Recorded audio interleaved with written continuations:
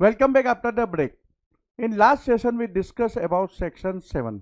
In section 7 we also discuss about schedule 1. Section 7 subsection 1 clause C. The activities specified in schedule 1 made or agreed to be made without a consideration. Means in schedule 1 जो भी activity listed है, even though if there is no consideration, it is going to be supply. So no consideration, but such activity is listed in schedule 1, then it is going to be supply. So let's understand what are the activities listed in schedule 1. In schedule 1 there are 4 activities listed. There are 4 activities listed. So even though there is no consideration, remember it is supply, means subject to GST. Schedule 1. Activities to be treated as supply even if made without consideration. Para 1. How we are going to read this? Para 1 of Schedule 1. Para 1.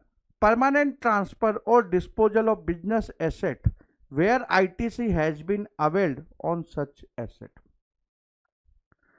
Permanent transfer और disposal. Transfer और disposal क्या होता है हम लोग ने पिछले session में डिस्कस किया था. Here word is use permanent. क्या टर्म यूज किया उन्होंने? परमानेंट.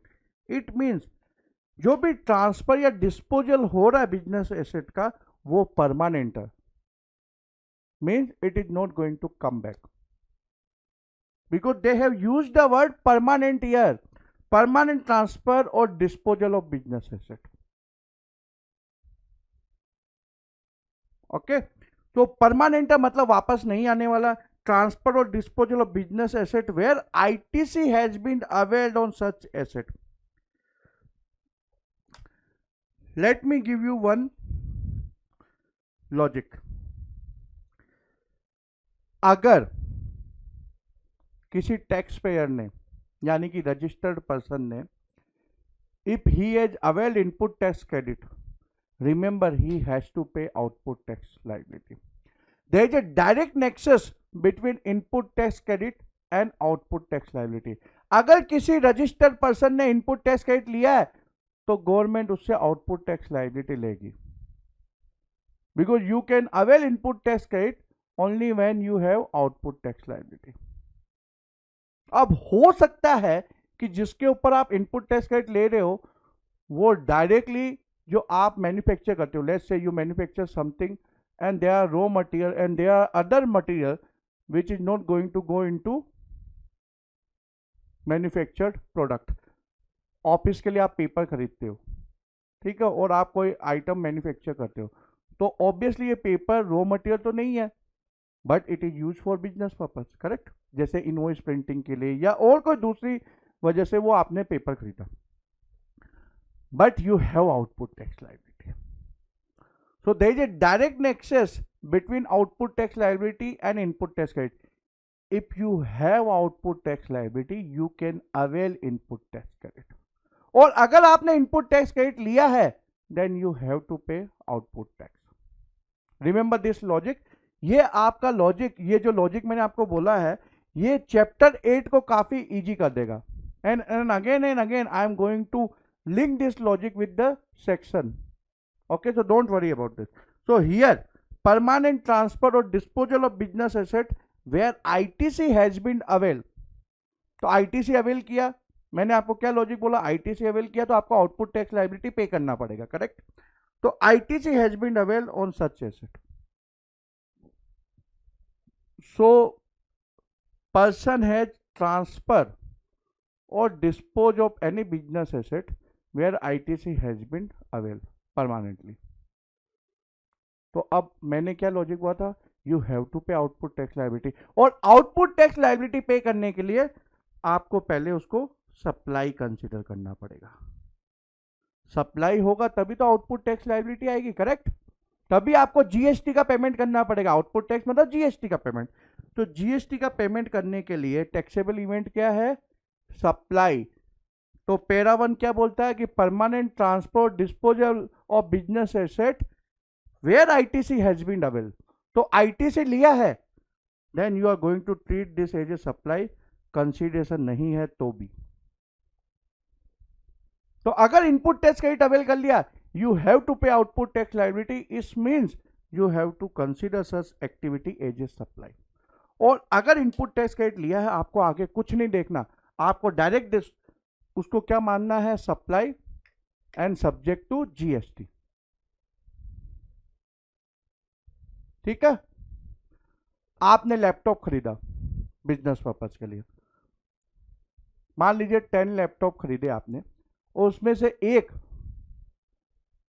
अपने ब्रदर या सिस्टर के लिए घर पर ट्रांसफर कर दिया। तो जब आपने लैपटॉप खरीदे, तब आपने इनपुट टैक्स क्रेडिट अवेल कर ली। It is business asset, you avail the input tax credit. तो जब भी आप ट्रांसफर करोगे one laptop to your brother और sister at home personal purpose, you have to treat such laptop transfer as a supply and pay GST, क्योंकि आपने input tax credit लिया। अब क्वेश्चन ये आता है कि सर इनपुट टैक्स क्रेडिट नहीं लिया तो, इनपुट टैक्स क्रेडिट नहीं लिया तो सप्लाई ट्रीट नहीं करनी। रिमेंबर पैरा 1 से where ITC has been availed, तो हो सकता है आपने 10 लैपटॉप लिए अपने एग्जांपल के अंदर, उसमें से 9 के ऊपर आपने आईटीसी ले लिया, और बाकी जो एक लैपटॉप जो मैंने आपको बोला कि आपने ब्रदर या सिस्टर के लिए घर पे ट्रांसफर कर दिया है, उसके ऊपर you have not availed ITC, no ITC. Okay, तो फिर ये सप्लाई नहीं होगा, क्योंकि पैरा 1 शेड्यूल 1 का क्या बोलता है, where ITC has been avail. और मैंने लॉजिक क्या दिया था, आईटीसी लिया है तो आपको आउटपुट टैक्स लायबिलिटी पे करनी पड़ेगी, और आउटपुट टैक्स लायबिलिटी पे करने के लिए उसको सप्लाई कंसीडर करना पड़ेगा। क्लियर? तो आईटीसी नहीं लिया तो सप्लाई ट्रीट नहीं होगी। अगर आईटीसी लिया है, then remember you are going to consider this as a supply even though consideration is not there, and you need to pay GST. Transfer of entire business as going concern is not subject to GST. तो ये हम लोग chapter 4 के अंदर भी देखेंगे। Transfer of entire business asset as going concern is not subject to GST. आप लोगों ने अकाउंट्स के अंदर पढ़ा होगा गोइंग कंसर्न, तो हम लोग नोट्स टू अकाउंट में एक एजम्पशन भी लेते हैं कि गोइंग कंसर्न है कंपनी। अगर गोइंग कंसर्न नहीं हो तो आपको प्रोविजन से सब देखने पड़ते हैं, करेक्ट? गोइंग कंसर्न बेसिकली होता क्या है, मान लीजिए ये दुकान है, ओके, और मैं यहाँ का मालिक हूँ, तो ये चेयर में बोल सकता हूँ ओनरशिप की चेयर है। इंडिया में चेयर के ऊपर काफ़ी झगड़ा होता है, करेक्ट? तो मैं ओनर हूँ इसलिए इस चेयर पे बैठा हूँ, मैं ये जो दुकान है वो आपको सेल कर देता हूँ एज ए गोइंग कंसर्न। तो आप आते हो और इस चेयर पे बैठ जाते हो, you become owner because you boat this shop. अब क्या होगा कि आप नए ओनर हो, दुकान तो वैसे की वैसी चल रही है, कोई फर्क नहीं, केवल जो ओनर था वो चेंज हो गया। तो जब मैं ओनर था तो मैंने मान लीजिए जो इनकमिंग आइटम्स थे जो भी मैंने खरीदा उसके ऊपर इनपुट टैक्स क्रेडिट अवेल की।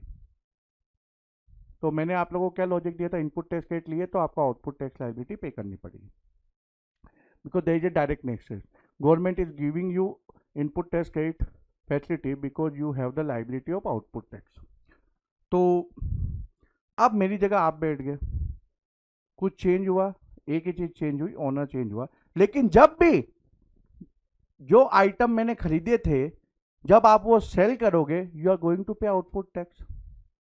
सो government is losing anything? No. मैंने 1000 आइटम खरीदे, उसके ऊपर इनपुट टैक्स क्रेडिट लिया, बाद में ओनरशिप चेंज हो गई, आप आगे जब भी वह आप 1000 आइटम सेल करोगे you are going to pay output tax, correct? So government is not going to lose anything. So that's why transaction between you and me of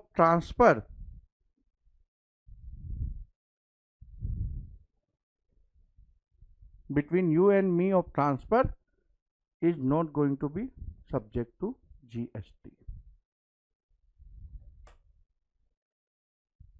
So transfer of entire business as going concern is not subject to GST.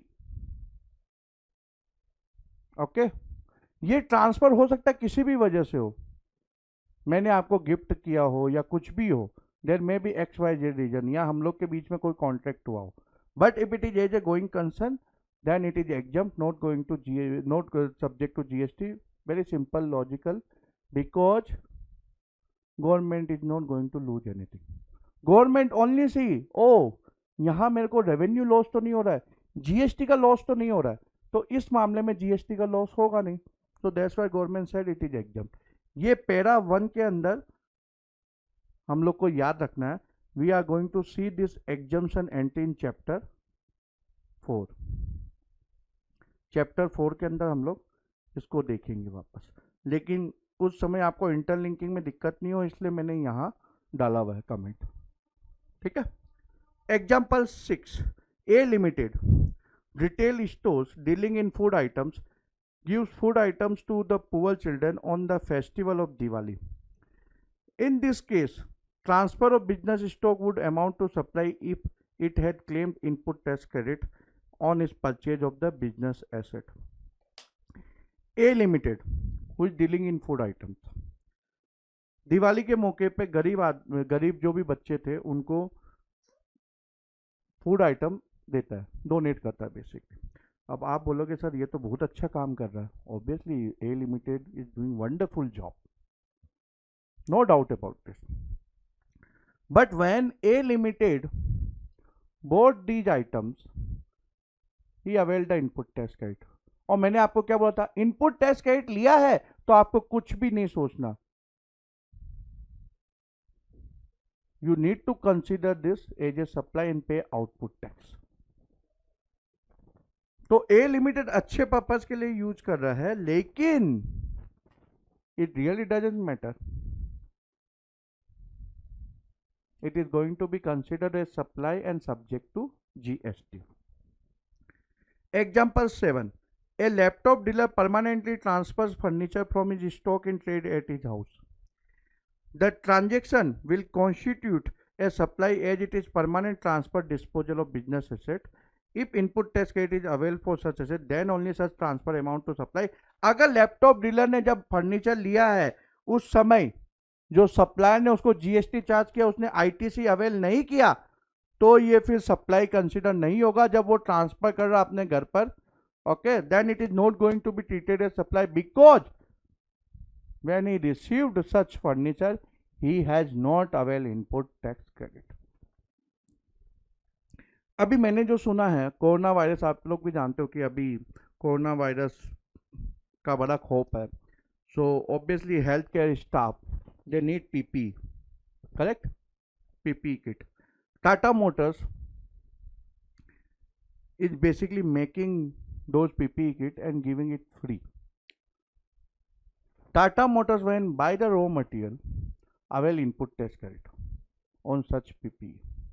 Then Tata Motors is distributing such PPE to healthcare for free. Whether it is going to be supply? Yes.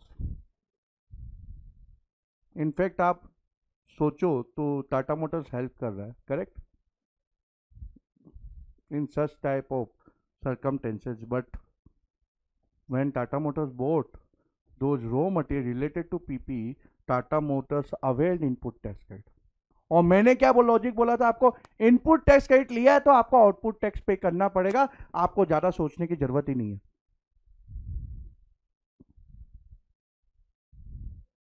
आपको ज्यादा सोचने की जरूरत नहीं है. इसलिए क्या होगा इसके अंदर, Tata Motors giving free PPE kit to health care, you need to treat this as a supply according to para 1 of schedule 1 and you need to pay GST. Clear. लेकिन अगर गोइंग कंसर्न है, मैंने आपको फ्री में business दे दिया as a going concern, transfer कर दिया आपके नाम से, मैं बहुत खुश हुआ, then I transferred entire business as a going concern to you. So in that scenario, business asset whatever is transfer is not subject to GST. क्यों, मैंने उसका लॉजिक भी समझा दिया। ओके अब जो हम लोग सेल वर्ड यूज करते हैं, हमको याद रखना है कि सेल की जगह we need to use the word supply. Normal language में क्योंकि हम लोग सेल वर्ड यूज करते हैं, इसलिए बार बार सेल, बाई, ये सब वर्ड यूज होते हैं समझाते समय, लेकिन आपको याद रखना है एग्जाम के अंदर you need to use the word supply only. Okay, para 2, supply between related persons or distinct persons when made in the course or furtherance of business. Gift not exceeding rupees 50,000 in value in a financial year by an employer to employee shall not be treated as supply of goods or services or both. Supply between related persons or distinct persons when made in the course of furtherance of business is going to be supply even though there is no consideration. So related persons की definition तो हमने देखी नहीं, तो वो हम लोग को चैप्टर 7 के अंदर मिलेगी, पेज नंबर 146, रिलेटेड पर्सन।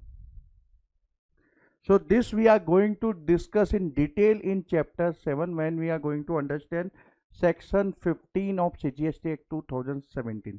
अभी आपको केवल इतना ही याद रखना, रिलेटेड पर्सन और distinct person. Now what is distinct person?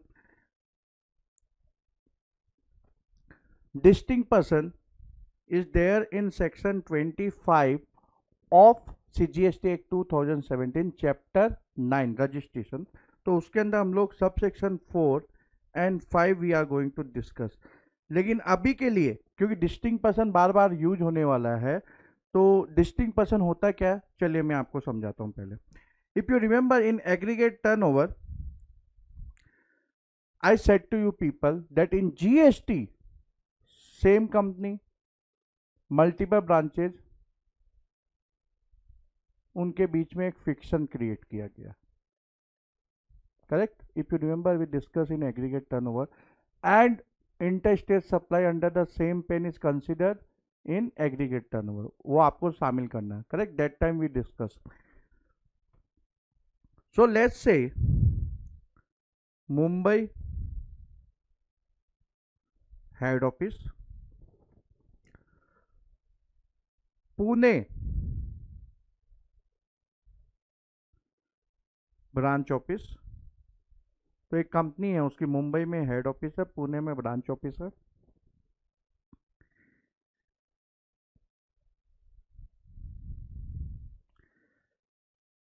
Ahmedabad another branch office.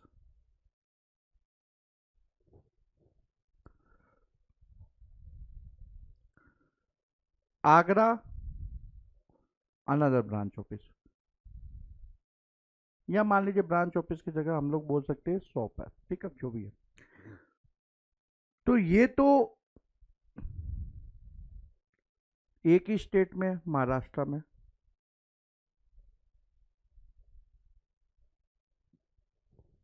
ये अलग स्टेट में, गुजरात में, और ये भी अलग स्टेट में, यूपी के अंदर।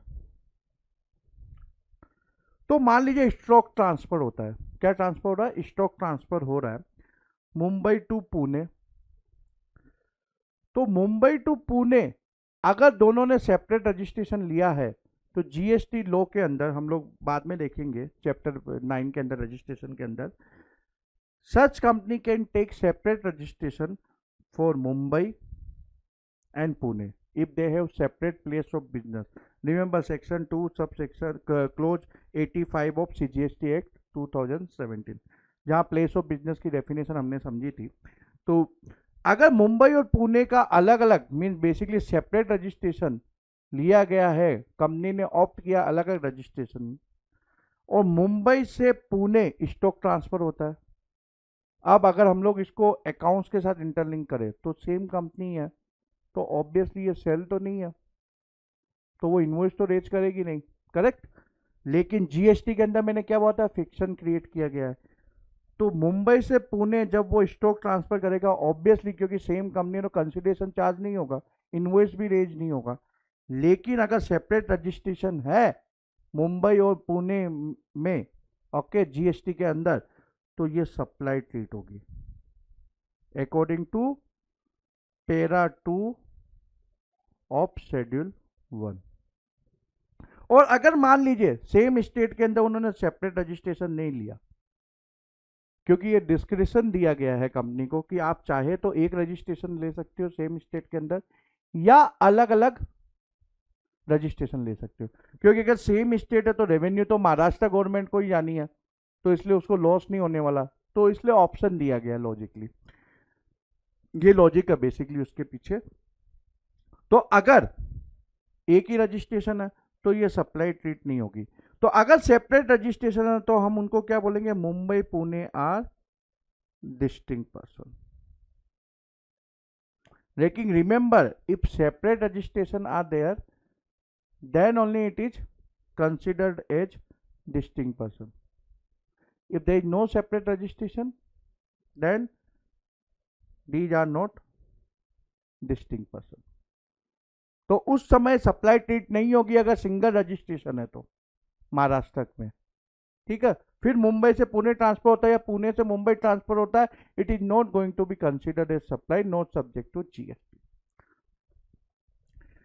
अब पुणे से या मुंबई से अहमदाबाद जाता है स्टॉक, या आगरा से पुणे या मुंबई के अंदर आता है, या आगरा से अहमदाबाद स्टॉक ट्रांसफर किया जाता है, तो ये अलग अलग स्टेट हो गए, तो ये हमेशा डिस्टिंक्ट पर्सन होंगे, चाहे आगरा के अंदर रजिस्ट्रेशन लिया गया है कि नहीं लिया गया है, या अहमदाबाद ब्रांच के लिए रजिस्ट्रेशन लिया गया है कि नहीं गया है,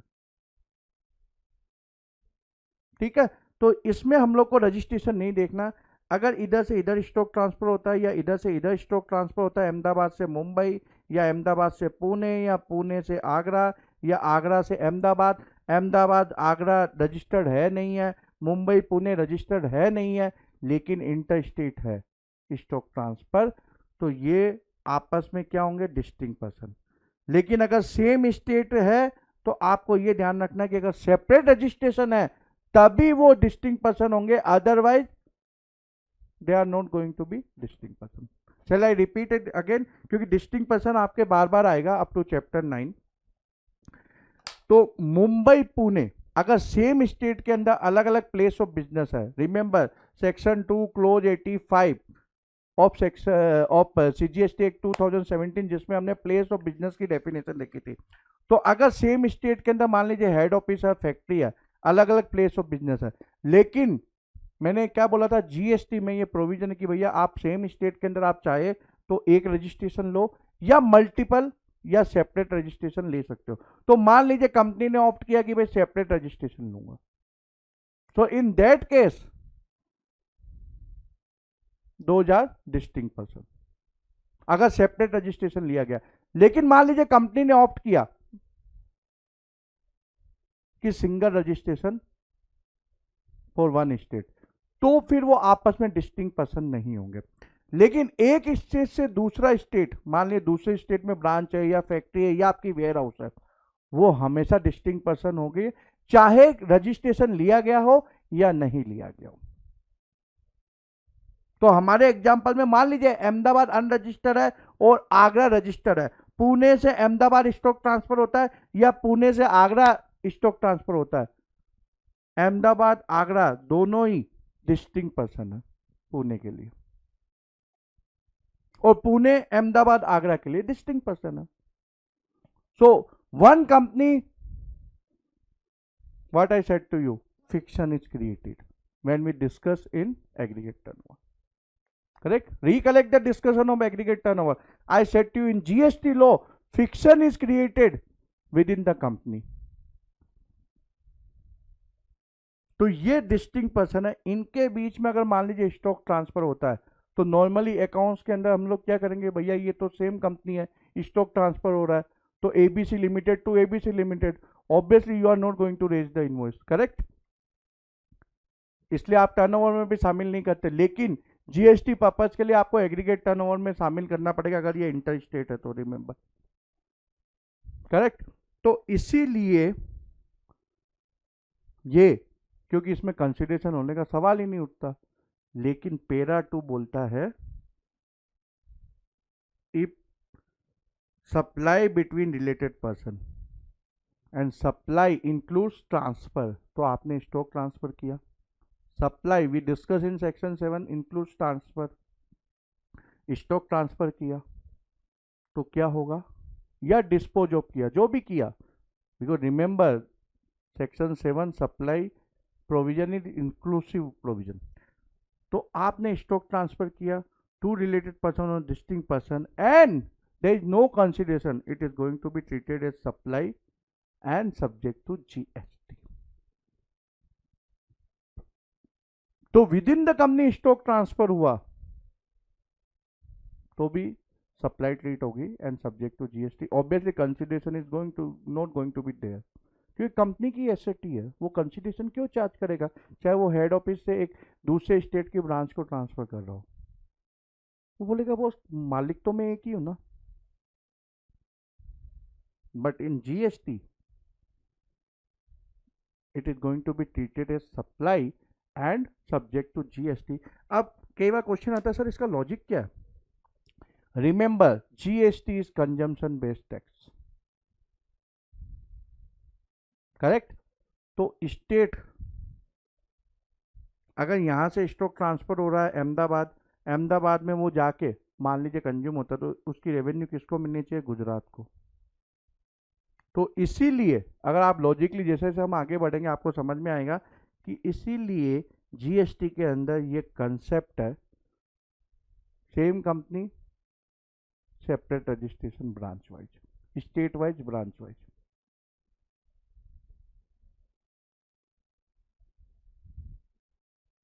because GST is consumption based tax, that's why fiction is created within the company.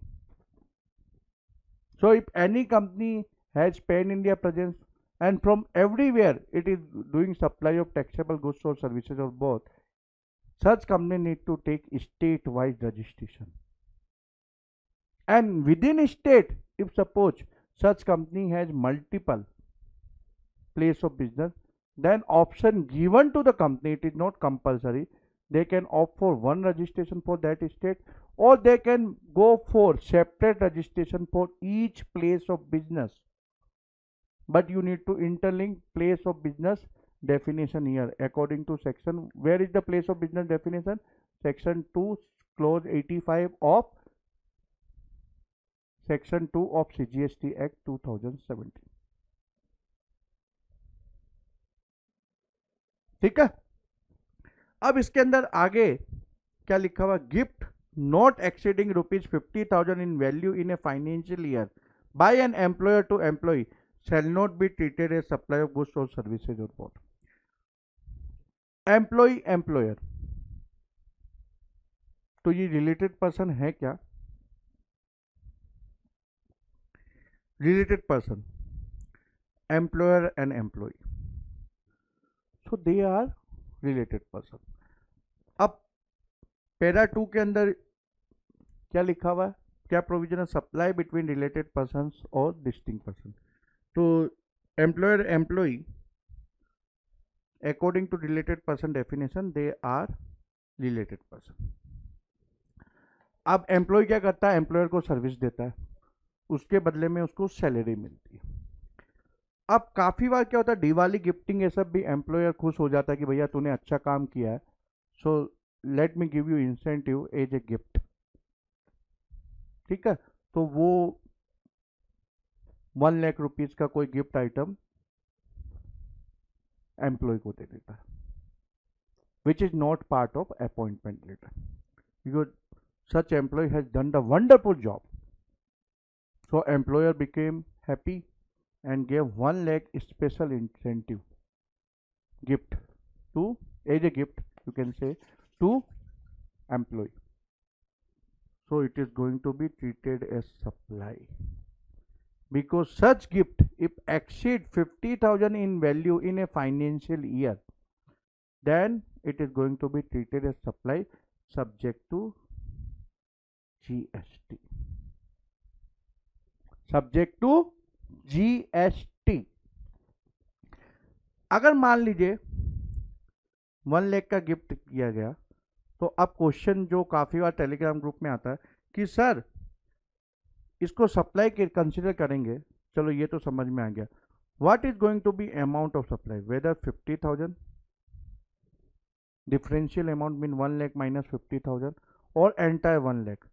So see here in para 2 it is written gift not exceeding rupees 50,000 in value in a financial year by an employer to employer shall not be treated as supply of goods or services or both.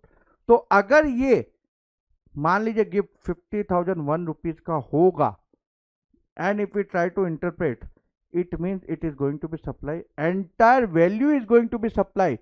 So GST need to be paid on 50,001, not 50,000.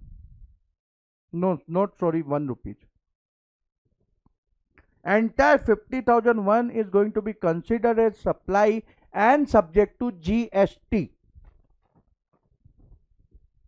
ठीक है, तो एक बार 50,000 cross किया, then entire amount is going to be supply and subject to GST. So employer and employee, they are related party.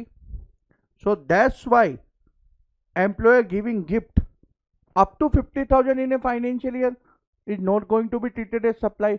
50,000 से cross किया, 1 रुपया भी cross किया, then entire amount is basically supply subject to GST, तो वो gift supply हो जाएगा और सब्जेक्ट टू जीएसटी।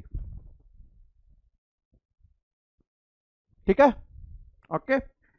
तो सप्लाई बिटवीन रिलेटेड पर्सन और distinct person when made in the course of furtherance of business, even though there is no consideration, it is going to be treated as supply and subject to GST according to the para 2 schedule 1. Okay, अब ये जो para 2 है employer employ के मामले में, इसको हम interlink करेंगे शेड्यूल 3 के अंदर, पैरा 1 के अंदर। क्यों करेंगे वो मैं अभी बता देता हूं, क्योंकि एम्प्लॉय क्या करता है, अपनी सर्विसेज देता है एम्प्लॉयर को, और उसकी सर्विसेज के बदले में एम्प्लॉयर उसको सैलरी देता है। अब एम्प्लॉयर एम्प्लॉय रिलेटेड पार्टी है, वो तो हमने अभी समझा। तो जो ये सर्विस आपस में दी जाती है, मतलब एम्प्लॉय एम्प्लॉयर को सर्विस देता है, उसके बदले में उसको सैलरी मिलती है, उसका क्या होगा, क्या वो सप्लाई है? ठीक है, तो ये हम लोग शेड्यूल 3 के अंदर समझेंगे। शेड्यूल 3 के अंदर जब हम लोग पैरा 1 के अंदर ये डिस्कस करेंगे, उस समय मैं उसको इसको वापस इंटरलिंक करूंगा। मीन्स इस पैरा 2 को I am going to interlink with para 1 of schedule 3, और हम लोग ये समझेंगे कि कब गिफ्ट सप्लाई ट्रीट होगा और कब नहीं होगा। Okay, so we need to do interlinking, but we are going to do only at the time of schedule 3 para 1 discussion. ठीक है, example 8, A limited transfers 100 AC and 100 televisions from his factory located at Maharashtra to his retail showroom in Delhi. Factory कहाँ, महाराष्ट्र में, retail showroom कहाँ है, दिल्ली के अंदर। तो distinct person हो गया, so that the same can be sold there. The factory and retail showroom are registered in the state where they are located. और मान लीजिए रजिस्ट्रेशन नहीं भी हो, मान लीजिए दिल्ली का रजिस्ट्रेशन नहीं लिया हुआ है, even though it is going to be treated as distinct person. Although no consideration is charged, supply of goods from factory at Maharashtra to retail showroom at Delhi constitutes supply. अब इस provision की वजह से आप सोचिए, Samsung mobile import करता है, ठीक है, मान लीजिए manufactured at South Korea, they import in India and then they have flagship stores across India. तो सैमसंग इंडिया ने इंपोर्ट किया कोरिया से, और अपनी जो फ्लैगशिप स्टोर्स है उसको डिस्ट्रीब्यूट किया मोबाइल फ़ोन। क्यों? To sell it to the end consumer.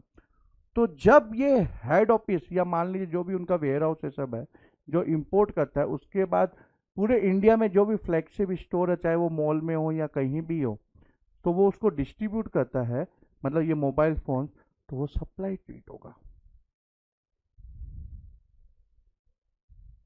So from warehouse to flagship stores in various states, is going to be treated as supply according to para 2 of schedule 1 and subject to GST। लेकिन अगर वही ware house मान लीजिए उसी state के अंदर एक flexible store है, उसको मोबाइल फोन देता है, लेकिन सेपरेट रजिस्ट्रेशन अगर मान लीजिए सैमसंग इंडिया का नहीं लिया हुआ है, then it is not going to be treated as supply. लेकिन अगर सेपरेट रजिस्ट्रेशन है, then in same state you need separate registration, then only it is going to be considered as distinct person। तो अगर separate registration है, वो mobile phone भेज रहा है फ्लेक्सिबल स्टोर को, तो फिर वो सप्लाई होगा, अदरवाइज नहीं होगा। Third, para 3 basically supply of goods between principal and agent, whether principal supply to agent or agent supply to principal। So we discussed the definition of principal and agent in chapter 1, clause 5 of section 2 of CGST Act 2017। agent means a person including a factor, broker, commission agent, adatiya, delegated agent and actioneer or any other mercantile agent by whatever name code who carries on the business of supply or receipt of goods or services both on behalf of another।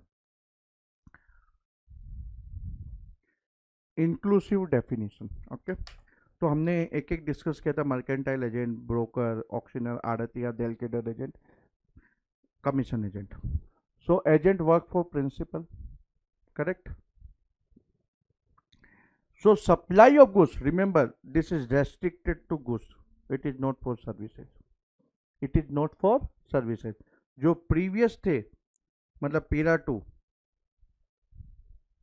Para 2 was for goods or services or both, and para 1 is related to business asset। Now para 3 is restricted to goods। Supply of goods between principal and agent, चाहे principal agent को supply करे या agent principal को supply करे,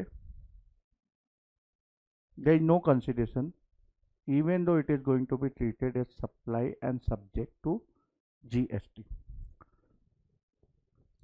अब जब ये उन्होंने पैरा 3 मतलब जब इंडस्ट्री ने पढ़ा तो उनको काफी कंफ्यूजन हुआ कि कब ये प्रिंसिपल एंड एजेंट का रिलेशनशिप होगा, क्योंकि काफी बार क्या होता है, एजेंट को हम लोग काफी, जो एजेंट टर्म उसको काफी लूजली यूज करते हैं, जैसे प्लेसमेंट एजेंसी, ट्रेवल एजेंसी। तो क्या ये लोग एजेंट है क्या? नहीं, they are basically you can say like travel agency, you can say intermediary. अगर आप लोगों को इंटरमीडियरी की डेफिनेशन याद हो जो हमने चैप्टर 1 के अंदर डिस्कस की थी, तो हमको कब मानना है कि ये प्रिंसिपल एजेंट रिलेशनशिप है according to para 3 of schedule 1 and when it is going to be considered as supply and subject to GST. तो बहुत ही सिंपल है ये, आपको अपने अकाउंटिंग कंसेप्ट याद रखने हैं।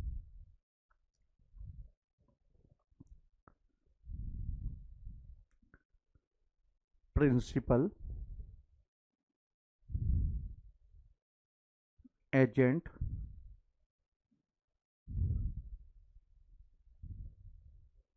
कस्टमर। प्रिंसिपल, एजेंट, कस्टमर, ठीक है। पी का मतलब प्रिंसिपल, ए का मतलब एजेंट, सी का फॉर कस्टमर। प्रिंसिपल क्या करता है, एजेंट को 1000 kg गुड्स ट्रांसफर करता है। ओके, 1000 kg गुड्स ट्रांसफर करता है और एजेंट उसको सी को सप्लाई कर देता है। अब जब प्रिंसिपल एजेंट को ये 1000 kg गुड्स देता है, that time no consideration,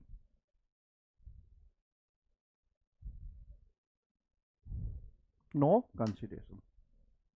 agent जब कस्टमर को सप्लाई करेगा, obviously consideration is going to be there. So according to para 3 of schedule 1, this is going to be supply.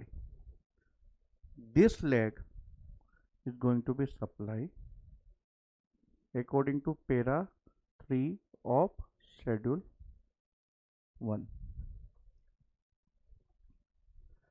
ठीक है। अब क्वेश्चन आता है कब, तो इसके अंदर आपको अकाउंटिंग कंसेप्ट याद रखना है। You just need to see who is raising invoice, and invoice contains name of whom. So basically invoice किसके नाम से इशू किया गया है। So if suppose when agent is supplying to customer,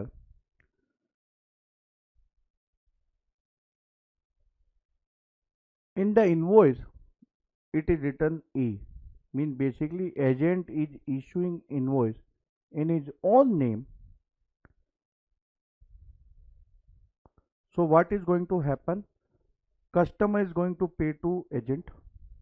Okay, तो जो ये पिछला जो लेग है transaction leg, principal and agent, जहां प्रिंसिपल ने कंसिडरेशन चार्ज नहीं किया था, then it is going to become supply according to para 3 and GST need to be paid. तो एजेंट अपने नाम से अगर इनवॉइस इशू कर रहा है तो कस्टमर, तो प्रीवियस लेग के अंदर क्योंकि कस्टमर को उसने अपने नाम से इनवॉइस इशू किया, तो कस्टमर किसको पे करेगा? एजेंट को। एजेंट फिर किसको पे करेगा? प्रिंसिपल को। करेक्ट। तो ये जो प्रीवियस लेग है उसके अंदर क्योंकि इनवॉइस रेज हुआ ही नहीं। क्यों नहीं रेज हुआ? क्योंकि प्रिंसिपल ने एजेंट को बोला कि भैया ये तो कंसिडरेशन चार्ज नहीं है, तो इनवॉइस रेज करने की क्या जरूरत है। लेकिन इस ट्रांजेक्शन को क्लोज तो करना पड़ेगा। Then it is going to be treated as supply, okay, according to para 3 schedule 1 and principal need to pay GST, और इसके लिए उसको भी इनवॉइस रेज करना पड़ेगा प्रिंसिपल टू एजेंट। तो एजेंट ने यहां किसको किया? कस्टमर को।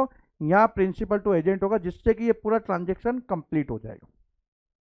लेकिन अगर मान लीजिए, तो यहां तो क्या कर रहा है? एजेंट अपने नाम से इनवॉइस इशू कर रहा है, तो आपको प्रिंसिपल जब एजेंट को सप्लाई कर रहा है विदाउट कंसिडरेशन, तो वो सप्लाई मानना पड़ेगा and principal has to pay GST, and obviously because it is supply, principal also need to raise the invoice according to the GST law, principal to agent. Okay, now let's take another example. Let's say P is principal, A is agent and C is customer. अब principal के पास 1000 kg XYZ है। Okay, principal A agent को appoint करता है और उसको instruction देता है कि भैया कस्टमर ढूंढ and I would like to sell this 1000 kg of XYZ। Agent find out C customer and this customer is ready to buy 1000 kg of XYZ from principal. Principal is directly going to raise invoice in the name of C। तो principal directly raise कर रहा है C को, ठीक है, for this 1000 kg। What agent is doing here? Agent is basically doing the facilitation job. वो principal के लिए कस्टमर को फाइंड आउट कर रहा है और इसके लिए उसको कमीशन मिलेगा। He is going to get the commission, but agent is not raising invoice in his own name. तो क्वेश्चन ये है कि यहां क्या पैरा 3 शेड्यूल 1 एप्लीकेबल होगा क्या? नहीं। यहां जो एजेंट काम कर रहा है वो क्या काम कर रहा है? वो फैसिलिटेशन का कर रहा है। इसके लिए उसको कमीशन मिलेगा। कमीशन या तो प्रिंसिपल पे करेगा या कस्टमर पे करेगा या दोनों ही पे करेंगे, जो भी वो पहले नेगोशिएट कर लेता है। मान लीजिए वो नेगोशिएट करता है कि भाई मैं तो दोनों से लूंगा and both are ready to pay, तो दोनों से उसको कमीशन मिलेगा। और या फिर केवल प्रिंसिपल देगा या फिर कस्टमर देगा। तो ये फैसिलिटेशन करने के बदले में उसको केवल कमीशन मिलने वाला है। ये पैरा 3 शेड्यूल 1 इधर एप्लीकेबल नहीं होगा।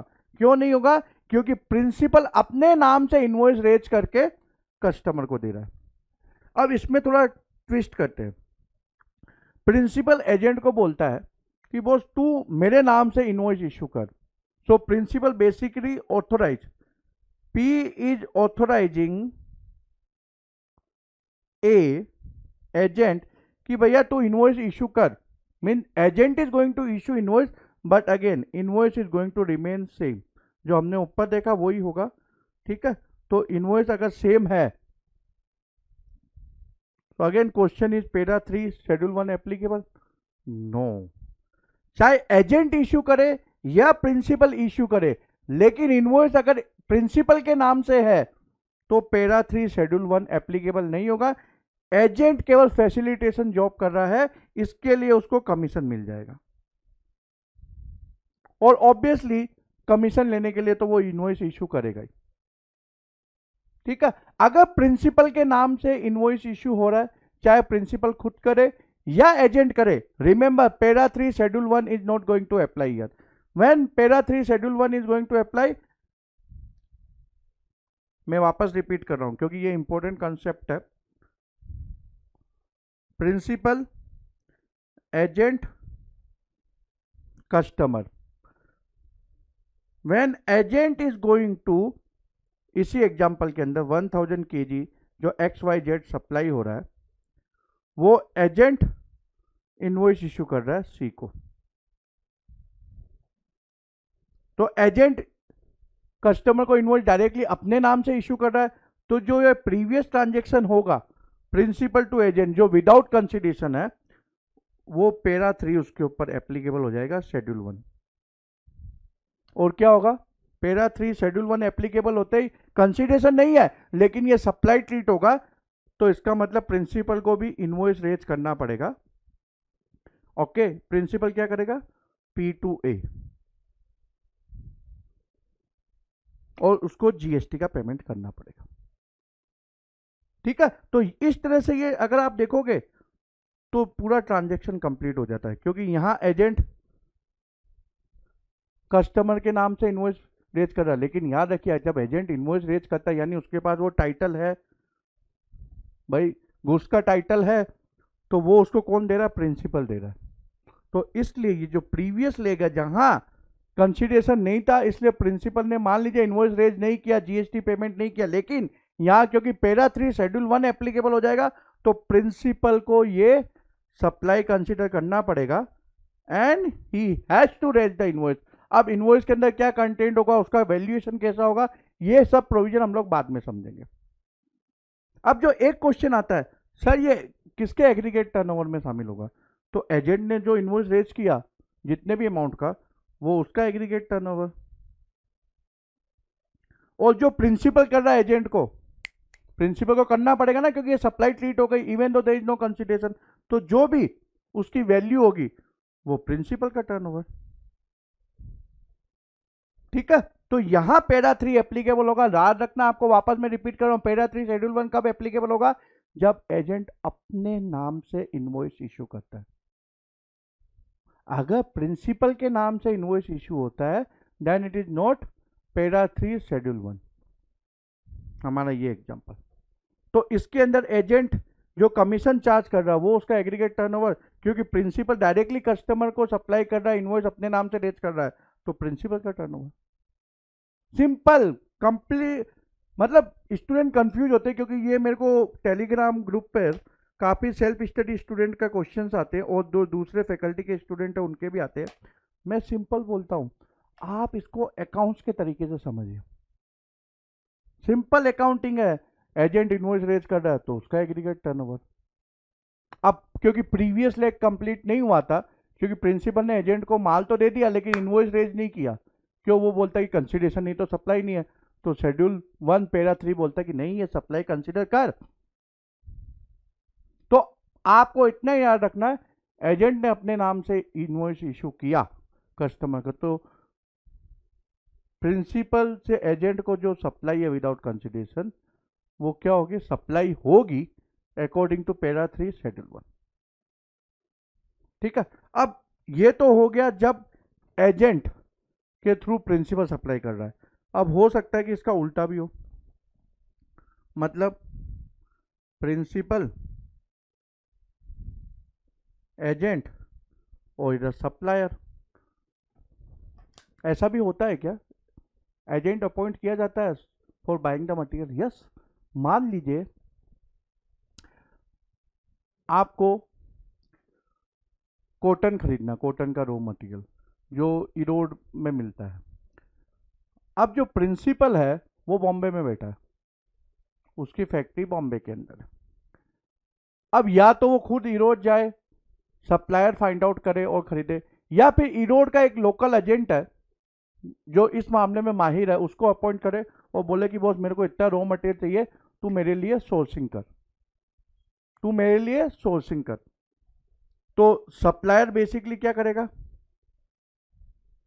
अगर एजेंट का फैसिलिटेटिंग एजेंट है जो हमने ऊपर देखा, तो सप्लायर डायरेक्टली प्रिंसिपल को माल भेजेगा, इनवॉइस किसके नाम पे रेज करेगा, प्रिंसिपल के नाम पे, और प्रिंसिपल सप्लायर को पेमेंट करेगा। तो ये क्या फैसिलिटेशन है, तो इसके ऊपर वो लागू होगा क्या अपना पैरा 3 शेड्यूल 1? नहीं। लेकिन अगर मान लीजिए सप्लायर एजेंट के ऊपर इनवॉइस रेज करता है और एजेंट सप्लायर को पेमेंट करता है, हो सकता है एजेंट को प्रिंसिपल ने एडवांस दे दिया हो, तो एजेंट सप्लायर को पेमेंट करता है, तो फिर ये वाला क्या होगा, पैरा 3 शेड्यूल 1, पैरा 3 शेड्यूल 1। ठीक है। तो सप्लाई ऐसे भी हो सकती है, बेसिकली यहां प्रिंसिपल बाई कर रहा है, तो सप्लायर टू एजेंट, यानी सप्लायर एजेंट के नाम से इनवॉइस इशू कर रहा है, तो फिर एजेंट प्रिंसिपल के नाम से इनवॉइस इशू करेगा। ओके। तो यहां ये पैरा 3 शेड्यूल 1 एप्लीकेबल हो जाएगा। और अगर डायरेक्टली है तो पैरा 3 शेड्यूल 1 की बात ही नहीं आती। क्लियर? तो मैं कंक्लूड करूं, आपको केवल इतना देखना है कि इनवॉइस किसने रेज किया और किसके नाम से किया। अगर इनवॉइस एजेंट रेज करता है अपने नाम से, तो जो प्रीवियस ट्रांजेक्शन है प्रिंसिपल एजेंट के बीच में जिसमें कंसिडरेशन नहीं है, पैरा 3 शेड्यूल 1 बोलता है कि वो सप्लाई ट्रीट होगा, and obviously because it is supply it is subject to GST. अगर प्रिंसिपल अपने नाम से इनवॉइस रेज करता है डायरेक्टली टू द कस्टमर, या फिर प्रिंसिपल एजेंट को ऑथोराइज करता है कि भैया तू इनवॉइस रेज कर दे, लेकिन एजेंट जो इनवॉइस रेज कर रहा है वो प्रिंसिपल के नाम से ही करता है, तो पैरा 3 शेड्यूल 1 एप्लीकेबल नहीं होगा। ठीक है। और अगर मान लीजिए प्रिंसिपल माल मंगवा रहा है, तो अगर एजेंट के नाम से सप्लायर ने इश्यू किया है तो पैरा 3 शेड्यूल 1 एप्लीकेबल हो जाएगा। अदरवाइज अगर सप्लायर डायरेक्टली प्रिंसिपल के नाम से इनवॉइस रेज कर रहा है तो पैरा 3 शेड्यूल 1 एप्लीकेबल नहीं होगा। सो टू कंक्लूड, आपको केवल इतना देखना है कि इनवॉइस किसके नाम से रेज हुआ है। अगर एजेंट अपने नाम से रेज कर रहा है, then para 3 schedule 1 is going to apply. In case if it is outward supply, यानी कि प्रिंसिपल एजेंट को सप्लाई कर रहा है और एजेंट कस्टमर को सप्लाई कर रहा है। अगर प्रिंसिपल एजेंट के थ्रू सोर्स कर रहा है और सप्लायर ने एजेंट के नाम से इनवॉइस रेज किया, तो भी क्या होगा, para 3 schedule 1 is going to apply. Okay, चलिए एग्जांपल लेते हैं। Example 10, mister A appoints Mr. B to procure certain goods from the market. Mr. B identifies various suppliers who can provide the goods as desired by Mr. A. तो यह Mr. A is principal. He is appointing Mr. B so that Mr. B can find out the suppliers, जहां से वो Mr. A goods खरीद सके। Okay. And ask the supplier Mr. C to send the goods and issue the invoice directly to Mr. A. तो A ने appoint किया B को, वो सप्लायर ढूंढे, and supplier is directly going to raise invoice in the name of A। So whether this is para 3 schedule 1 transaction? नहीं. Okay, क्योंकि supplier directly supplying to A and raising invoice in the name of A. अब ऐसा भी हो सकता है कि supplier B को दे और बी ए को दे. ओके, लेकिन इनवॉइस अगर सप्लायर ने डायरेक्टली ए के नाम से दिया है तो ये पैरा 3 शेड्यूल 1 एप्लीकेबल नहीं होगा. हो सकता है लॉजिस्टिक, जैसे मैंने बोला बी को दिया, बी ने ए को दिया, उससे मतलब नहीं है. इनवॉइस किसके नाम से है ये इंपॉर्टेंट है. Okay, example 11. Messrs XYZ a banking company appoint mister B. तो XYZ किसको अपॉइंट कर रहा है? बी को, ऑक्शनर को, to auction certain goods. The auctioneer arranges for the auction and identify the potential bidders. Okay, the highest bid is accepted and the goods are sold to the highest bidder by Messrs XYZ. The invoice for the supply of the goods is issued by Messrs XYZ to the successful bidder. यानी directly issue हो रहा है. Whether it is para 3 schedule 1? No. Why? Because XYZ principal is directly issuing invoice in its name to bidder, जो भी successful bidder है. Okay. Example 12. Mr. A, an artist, appoint B, Messrs B, to auction his painting. Messrs B arranges for the auction and identified the potential bidders. The highest bid is accepted and the painting is sold to the highest bidder. The invoice for the supply of the painting is issued by Messrs B on the behalf of Mr. A but in his own name. तो यहाँ behalf word जरूर use किया गया, लेकिन क्या clearly लिखा कि messrs B ने अपने नाम से इनवॉइस इश्यू किया. And the painting is delivered to the successful bidder. तो जो मेसर्स बी है ऑक्शनर, वो अपने नाम से इनवॉइस इश्यू कर रहा है हाईएस्ट बिडर को. तो फिर ये क्या होगा, यहां अप्लाई हो जाएगा para 3 schedule 1. Correct. It is going to be considered as supply subject to GST. Example 13. A CNF agent or commission agent takes possession of the goods from the principal and issues the invoice in his own name. यानी CNF agent अपने नाम से invoice issue कर रहा है. तो फिर CNF agent is going to be considered as agent in terms of para 3 of schedule 1. Example 14. Mr. A sells agriculture produce by utilizing the services of Mr. B, who is a commission agent as per the Agricultural Produce Marketing Committee Act, APMC Act of the state. तो A है, A is principal, B is basically agent. Mr. B identifies the buyer and sells the agriculture produce on behalf of Mr. A, for which he charges a commission from Mr. A. तो वो buyer ढूंढता है या purchaser, आप जो भी बोलो. As per the APMC act, the commission agent is a person who buys or sell the agriculture produce on behalf of his principal or facilitate buying and selling of agriculture produce on behalf of his principal and received by way of remuneration and commission or percentage upon the amount involve in such transaction. In case where the invoice is issued by mister B to buyer, अगर B अपने नाम से invoice issue कर रहा buyer को या purchaser को, तो फिर यहां क्या होगा, पैरा 3 शेड्यूल 1 एप्लीकेबल हो जाएगा. और अगर वो केवल बायर ढूंढ रहा है और ए जो सेल कर रहा अपना एग्रीकल्चर प्रोड्यूस, वो डायरेक्टली बी को इनवॉइस रेज कर रहा है, बी को या बायर को या परचेजर को, then para 3 schedule 1 is not going to apply. ठीक है.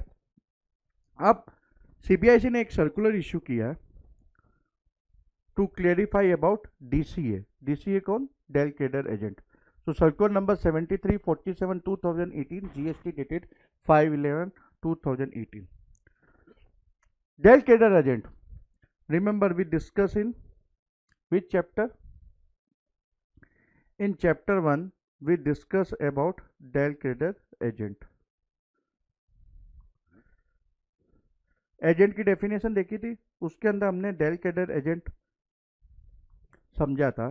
Sales agent who guarantees that a buyer is trustworthy and in case the buyer default he compensate the principal. To cover such risk del credere agent charge higher than normal commission rate. तो basically वो principal को guarantee भी देता है कि भैया जिसको तू माल बेच रहा है वो ट्रस्टवर्दी है, और इन केस अगर buyer is unable to pay then such del credere agent is going to pay to the principal because he is giving guarantee, he is taking risk. Such agent is taking risk by giving the guarantee, so obviously he is going to charge higher commission. ठीक है, risk लेने के लिए कुछ तो वो extra commission लेगा ना. तो अब जो सीबीआईसी के सामने क्वेश्चन था, पहला question, whether a Del Trader agent falls under the ambit of agent para 3 of schedule 1 of the CGST act. Yes, so Del Trader agent is also going to fall under para 3 of schedule 1 of CGST act. Obviously what you need to see कि अगर del credere agent अपने नाम से invoice issue कर रहा है in case of outward supply जब वो सेल करते हैं, in case of inward supply जहां डेल कैडर एजेंट प्रिंसिपल के बिहाफ पे परचेजिंग कर रहा है, तो अगर इस डेल कैडर एजेंट के नाम से इनवॉइस आ रहा है then para 3 schedule 1 is going to apply. Second question was whether the temporary short-term transaction-based loan extended by the DCA, Del Trader agent, to the recipient for which interest is charged by the DCA is to be included in the value of goods being supplied by the supplier, where DCA is not an agent under para 3 of schedule 1 of CGST act. काफी बार क्या होता है, del credere agent जो buyer होता है उसको loan भी दे देता है. ठीक है, अब वो लोन दिया है तो वो इंटरेस्ट भी चार्ज करेगा. अब ये क्वेश्चन सीबीआईसी के सामने था कि भैया ये प्रिंसिपल है और यहां बायर है, ओके, और ये एजेंट, बायर या कस्टमर आप जो भी बोलो. अब प्रिंसिपल डायरेक्टली बायर के नाम से इनवॉइस रेज कर रहा है या कस्टमर के नाम से, क्योंकि देखो क्लियरली लिखा है क्वेश्चन में where DCA is not an agent under para 3 of schedule 1 of the CGST act. इसका मतलब क्या, प्रिंसिपल ने डायरेक्टली इनवॉइस रेज किया है बायर के नाम पे या कस्टमर के नाम पे, या उसने डेल कैडर एजेंट को बोला है कि भैया तू इनवॉइस इशू कर लेकिन मेरे नाम से करना. दोनों भी हो सकता है. ठीक है, तो एजेंट ने अगर इशू भी किया है तो वो प्रिंसिपल के नाम से किया. लेकिन साइमल्टेनियसली एक और ट्रांजेक्शन है, तो एक तो एजेंट का कमीशन बनेगा इधर डेल कैडर एजेंट का, इसके अलावा जो एजेंट ने है ना बायर को, कस्टमर को लोन भी दिया है, और इस लोन के लिए obviously what agent is going to charge interest. ठीक है, तो एजेंट ये इसके लिए क्योंकि उसने लोन दिया है, he is going to charge interest from the customer. Simple finance transaction है. Now loan is money transaction and remember goods and services both exclude money and securities. तो लोन जो दे रहा है वो मनी ट्रांजेक्शन है, इसलिए that is not subject to GST because it is neither goods nor services. लेकिन interest, remember what I said to you at the time of service definition discussion, इसका is the limit because what ever is not goods money and security that is basically services. तो interest is basically service. ठीक है, loan दे रहा है वो तो money transaction हो गया, लेकिन जो उसको इंटरेस्ट हो मिला वो क्या हो गया, सर्विस के अंदर कवर हो सकता है. It means it is subject to GST. तो ऑब्वियसली अगर interest is subject to GST तो कॉस्ट ऑफ फंडिंग बढ़ जाएगी. मान लीजिए बैंक से आप पर्सनल लोन ले रहे हो और बैंक आपसे चार्ज कर रहा है 12%, तो 12% के ऊपर जीएसटी भी लगेगा. तो जीएसटी जो लोन लेने वाला उसके लिए तो कॉस्ट हो गई. तो गवर्नमेंट ने क्या किया, सर्विसेज के अंदर डेफिनेशन में तो शामिल कर लिया. बाद में हम लोग चैप्टर 4 के अंदर देखेंगे मेगा एग्जम्पशन लिस्ट, चैप्टर 4 में हम डिस्कस करेंगे, उसमें उन्होंने बोला कि भैया इंटरेस्ट है तो सप्लाई ऑफ सर्विस, लेकिन इसको इंटरेस्ट को एग्जम्प्ट कर दिया, इंटरेस्ट को उन्होंने एग्जम्प्ट कर लिया। तो जो एजेंट, डेडिकेटेड एजेंट बायर को जो लोन दे रहा है उसके लिए वो इंटरेस्ट चार्ज कर रहा है, ये सेपरेट सप्लाई है, ये अलग ट्रांजेक्शन है। सीबीआईसी बोलता है इसका इससे कोई लेना देना नहीं है।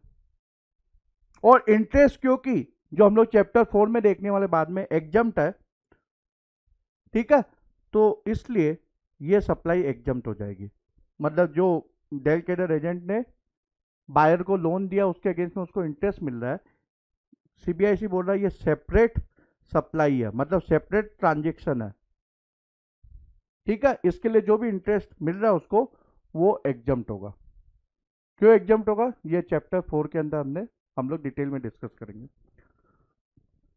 इसके बाद एक क्वेश्चन और था, where DCA is an agent. तो ऊपर हमने डिस्कस किया जिसमें क्वेश्चन में क्लियरली लिखा हुआ था कि भैया डीसीए एजेंट नहीं है, dedicated agent is basically not agent तो है but not an agent under para 3 of schedule 1। अब यहां पैरा 3 ऑफ शेड्यूल 1 के हिसाब से वो एजेंट है, यानी कि इसका मतलब क्या हुआ, प्रिंसिपल, एजेंट, बायर या कस्टमर।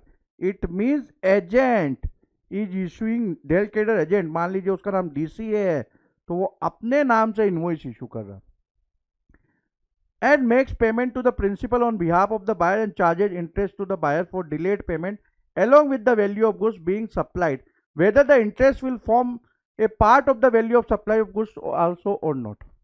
अब यहां क्या है कि एजेंट अपने नाम से इनवॉइस इशू कर रहा है डीसीए, इसलिए ये क्या हो जाएगा, पैरा 3 शेड्यूल 1 के हिसाब से सप्लाई हो जाएगी, करेक्ट। ये तो क्लियर है, यहां तक तो कुछ आपको समझने की वापस जरूरत नहीं है। अब ये एजेंट इसके अलावा लोन भी दे रहा है बेसिकली बायर को, तो वो क्या कर रहा है, डायरेक्टली इसका पेमेंट कर देता है प्रिंसिपल को कि भैया बायर को जो पैसा देना था मैं दे रहा हूं तेरे को, और इसके अगेंस्ट में बायर से वो इंटरेस्ट चार्ज करता है। जितने दिन भी वो बायर नहीं चुकाएगा इसको वापस, जब तक वो इंटरेस्ट चार्ज करेगा। अब सीबीआईसी के सामने क्वेश्चन था कि क्या ये जो लोन का ट्रांजेक्शन है, अब ये सेपरेट ट्रांजेक्शन है क्या, जैसे हमने ऊपर डिस्कस किया सेपरेट ट्रांजेक्शन है, और जो इंटरेस्ट इसने चार्ज किया वो एग्जम्प्ट होगा क्या, क्योंकि मैंने आपको क्या बोला था इंटरेस्ट एग्जम्प्ट है, जो हम लोग चैप्टर 4 में डिस्कस करेंगे। तो सीबीआईसी ने बोला कि इसको हम लोग सेपरेट ट्रांजेक्शन कंसीडर नहीं करेंगे। क्यों नहीं करेंगे, काफी लॉजिकल है। आप अगर मान लीजिए कोई बायर आपको बोलता है कि मैं अभी का अभी पेमेंट करूंगा एक दिन के अंदर, तो आप क्या बोलोगे, ठीक है अभी पेमेंट करता हूं तो मैं तेरे को कैश डिस्काउंट देता हूं, ठीक है। दूसरा बायर आता है, मेरे को 3 महीने की उधारी चाहिए, I need credit period of 3 month. तो सेलर या सप्लायर क्या करेगा, उसके अंदर मतलब जो भी रेट है उसको बढ़ा के बताएगा कि भाई 3 महीने की मेरी वर्किंग कैपिटल के ऊपर इंटरेस्ट लगेगा, ब्याज लगता है, तो उसको बढ़ा के रेट बोलेगा, करेक्ट। अब या तो रेट बढ़ा दे या बंदे को बोलो कि मैं इंटरेस्ट चार्ज करूं।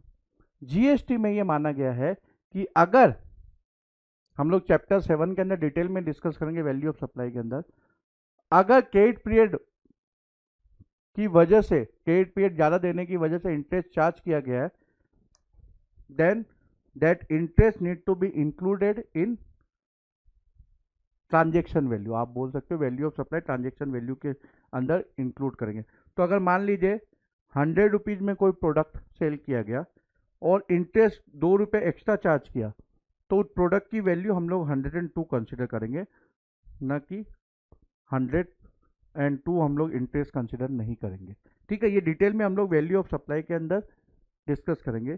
तो ये 2 रुपये को वैल्यू ऑफ सप्लाई मतलब जो भी उसने प्रोडक्ट सेल किया उसके अंदर ही शामिल किया जाएगा, और इसके ऊपर जीएसटी का पेमेंट करना पड़ेगा।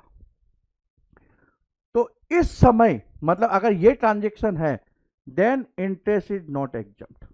इसको हम लोग सेपरेट ट्रांजेक्शन नहीं मानेंगे और इंटरेस्ट एग्जम्प्ट नहीं होगा। सीबीआईसी ने ये क्लेरिफाई किया। तो अगर DCA is agent according to para 3 schedule 1, then the interest basically whatever he is going to get because extending the loan facility, that is not going to be exempt. इसको separate transaction नहीं मानेंगे। लेकिन अगर वही DCA जो agent था वो para 3 of schedule 1 के वाला एजेंट नहीं था, तो फिर जो वो लोन दे रहा वो सेपरेट ट्रांजेक्शन है और जो भी उसको इंटरेस्ट मिलेगा वो एग्जम्प्ट होगा। तो अगर पैरा 3 शेड्यूल 1 का एजेंट है, मतलब डीसी अपने नाम से इनवॉइस इशू कर रहा है और बायर उसको कोई इंटरेस्ट पेमेंट कर रहा है, तो इसको सेपरेट ट्रांजेक्शन नहीं माना जाएगा, सेपरेट सप्लाई नहीं माना जाएगा। And interest is subject to GST, it is not going to be exempted. But अगर डीसीए पैरा 3 शेड्यूल 1 का एजेंट नहीं है और वो लोन दे रहा है, तो वो सेपरेट ट्रांजेक्शन है और उसके लिए जो उसको इंटरेस्ट मिलता है वो एग्जम्प्ट होगा अकॉर्डिंग टू नोटिफिकेशन नंबर 12/2017, जो हम लोग डिटेल में डिस्कस करने वाले हैं चैप्टर 4 के अंदर। ठीक है, so this and discussion on para 3 schedule 1, very very important para. Okay, para 4, import of services by a person from a related person or from any of his other establishment outside India in the course or furtherance of business. So import of services from a related person, remember from a related person, related person की definition हमको chapter 7 के अंदर detail में देखनी है। Okay, और from any of his other establishment outside India, मान लीजिए इधर हेड ऑफिस है, ब्रांच है सिंगापुर के अंदर, तो वहां से इंपोर्ट ऑफ सर्विसेज है in the course of furtherance of business. If such import of services is in the course of furtherance of business from the related person और from any of his other establishment, then even though consideration is not there, according to para 4 schedule 1, it is going to be considered as supply subject to GST. चलिए example लेते हैं। Colgate Palmolive USA holding company, उसकी India के अंदर subsidy है Colgate Palmolive India. अब Colgate Palmolive USA एक बहुत अच्छा ऑपरेशन सॉफ्टवेयर बनाती है और वो ऑपरेशन सॉफ्टवेयर वो जितने भी वर्ल्ड वाइड जितनी भी सब्सिडी उनको बोलती है कि यही सॉफ्टवेयर यूज करो अपने ऑपरेशन के लिए। तो कोलगेट पामोलिव इंडिया भी वो सॉफ्टवेयर लेती है कोलगेट पामोलिव यूएस से और इंडियन ऑपरेशन के लिए यूज करना स्टार्ट कर देती है। अब इस एग्जांपल में हम मानते हैं कि Colgate Palmolive USA is not going to charge anything to Colgate Palmolive India. So without consideration, Colgate Palmolive India imported the services from Colgate Palmolive USA because it is holding subsidiary related party. ठीक है, related party हम लोग detail में chapter 7 में discuss करेंगे, अभी मान के चलिए ये रिलेटेड पार्टी है। So even though there is no consideration, but such import of services because it is in the course of furtherance of business, क्योंकि Colgate Palmolive India इसको अपने ऑपरेशन इंडियन ऑपरेशन के लिए यूज कर रही है, this is going to be treated as supply subject to GST. ठीक है, this is going to be treated as supply subject to GST. अब import of services by a person, चाहे वो रजिस्टर्ड हो चाहे नहीं हो, क्योंकि यहां इन्होंने पैरा 4 के अंदर जो टर्म यूज किया है वो केवल पर्सन किया है। तो हो सकता है पर्सन रजिस्टर्ड नहीं हो, या तो उसका टर्नओवर कम हो इसलिए उसने रजिस्ट्रेशन नहीं लिया है, या फिर he is exempt from taking registration. अब कौन कौन से बंदे रजिस्ट्रेशन लेने के लिए मतलब रजिस्ट्रेशन से एग्जम्प्ट होते हैं वो हम चैप्टर 9 रजिस्ट्रेशन में डिटेल में डिस्कस करेंगे। आप मान लीजिए according to law he is not suppose to take registration to understand this para 4, but such person is importing any services in the course of furtherance of business from related party or from any of his other establishment, then it is going to be treated as supply subject to GST. तो बंदा registered नहीं है लेकिन import of service करने के लिए, जो मैं आपको बाद में समझाऊंगा चैप्टर 9 में, उसको रजिस्ट्रेशन लेना पड़ेगा। ओके, अब इस पे टैक्स कौन पे करेगा ये हम लोग चैप्टर 3 के अंदर समझेंगे।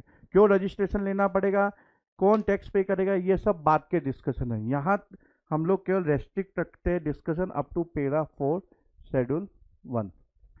तो इंपोर्ट ऑफ सर्विसेज, तो कोलगेट पामोलिव इंडिया जो ऑपरेशन सॉफ्टवेयर होल्डिंग कंपनी से इंपोर्ट कर रही है, सॉफ्टवेयर है तो इंपोर्ट ऑफ सर्विसेज है, they are related party. Even though Colgate Palmolive USA has no charge anything, it is going to be subject to GST. Why? Because according to Para 4 Schedule 1 it is supply. अब यहाँ Para 4 Schedule 1 में, और जो हमने पहले discuss किया था, clause B of subsection 1 of section 7, import of services for a consideration whether or not in the course of furtherance of business। तो इंपोर्ट ऑफ सर्विसेज कंसिडरेशन के लिए है, चाहे वो इन the course of furtherance of business है नहीं है, supply है। करेक्ट, ये हमने डिस्कस किया था section 7 sub section 1 close B के अंदर। यहां क्या है जो हम पैरा 4 के अंदर डिस्कस कर रहे हैं, ये भी इंपोर्ट ऑफ सर्विसेज है, लेकिन यह कंसिडरेशन नहीं है, but in the course of furtherance of business. तो यहां कंसिडरेशन मिसिंग है, लेकिन it is for business supply, but here you need to also keep in mind from a related person। तो अगर वही ऑपरेशन सॉफ्टवेयर जो मैंने कोलगेट पामोलिव इंडिया का एग्जांपल लिया, मान लीजिए किसी थर्ड पार्टी से इंपोर्ट किया जाता है, मतलब कोलगेट पामोलिव इंडिया किसी थर्ड पार्टी से इंपोर्ट करती है, तो वो सप्लाई होगी क्या फ्री में? वो थर्ड पार्टी खुश है कोलगेट पामोलिव इंडिया से, कोई भी XYZ वजह हो, वो उसको फ्री में देती है, जो रिलेटेड पार्टी नहीं है कोलगेट पामोलिव इंडिया की, तो ये क्या सप्लाई होगा क्या? नहीं, बिकॉज पैरा 4 क्लियरली से फ्रॉम ए रिलेटेड पर्सन और from any of his other establishment outside India. तो अगर थर्ड पार्टी है और इंपोर्ट ऑफ सर्विसेज है, even though it is for business but there is no consideration, then para 4 is not going to apply, it is not going to be treated as supply. तो third party से import free में, चाहे business के लिए हो, वो supply consider नहीं होगा। ठीक है, और आपको कंफ्यूज नहीं होना, मैं वापस रिपीट कर रहा हूं, पैरा 4 क्या है? Import of services without consideration from a related party or from any of his other establishment outside India in the course of furtherance of business. तो पैरा 4 शेड्यूल 1 के हिसाब से सप्लाई है, और जो हमने पहले से डिस्कस किया था section 7 sub section 1 close B के अंदर, वो import of services for a consideration whether or not in the course of furtherance of business. तो यहां कंसिडरेशन है, वहां कंसिडरेशन नहीं है, लेकिन वहां पैरा 4 के अंदर एक एक्स्ट्रा चीज भी है, रिलेटेड पर्सन और from any of each other establishment outside India. ठीक है, तो आपको कंफ्यूज नहीं होना, दोनों का डिफरेंस आपको याद रखना। ओके, अब गवर्नमेंट क्या सोचती है, जो मैंने एग्जांपल लिया Colgate Palmolive holding company US की, इंडिया को फ्री में, basically without consideration, it mean free giving operation software. लेकिन मैं आपको एक बात बताऊं, because I was CFO of multinational company, मैंने क्या देखा है एक्चुअली प्रैक्टिकली, होल्डिंग कंपनी आपको सॉफ्टवेयर देती है, even though software are actually there is no fitment for, let's say, India, they give it, okay, because they are holding company, they are the owner, so they can push, तो push करके software तो पकड़ा देते हैं, and they don't give it free, they charge. क्योंकि आपको multinational company का, अगर मैं आपको एनवायरमेंट बताऊं, सबका अलग अलग P&L है, होल्डिंग कंपनी का अलग प्रॉफिट एंड लॉस अकाउंट है, इंडियन कंपनी का अलग प्रॉफिट एंड लॉस अकाउंट है, और हर कंपनी को, क्योंकि उनका अलग अलग P&L है, अपना प्रॉफिट बढ़ाना है, तो प्रॉफिट बढ़ाना है तो फ्री में कैसे देंगे? Obviously they are going to charge, and in my experience they normally charge much higher rate, क्योंकि जो हम लोग को चार्ज किया जाता था उसके अंदर हम लोग इंडिया में इजीली सॉफ्टवेयर बना सकते थे, और वो ईयर ऑन ईयर चार्ज लेते थे, हर साल लाइसेंस फी वो सॉफ्टवेयर यूज करने के लिए। और उस जो भी हम लोग एक साल के अंदर पे कर रहे थे उतने में India is known for software development, easily software बन जाता। But being a subsidy we were unable to say anything because it was global mandate. और दूसरी बात इसके अलावा भी, पहले तो ये P&L पर्सपेक्टिव से हो गया, इसके अलावा अगर मान लीजिए विदाउट कंसिडरेशन वो देंगे, remember transfer pricing is also applicable in western countries. तो ट्रांसफर प्राइसिंग जो आप लोगों ने इनकम टैक्स में पढ़ा होगा, केवल इंडिया के अंदर नहीं है, इंडिया ने तो बेसिकली कॉपी पेस्ट किया है OECD से, तो वहां भी ट्रांसफर प्राइसिंग के रेगुलेशन है।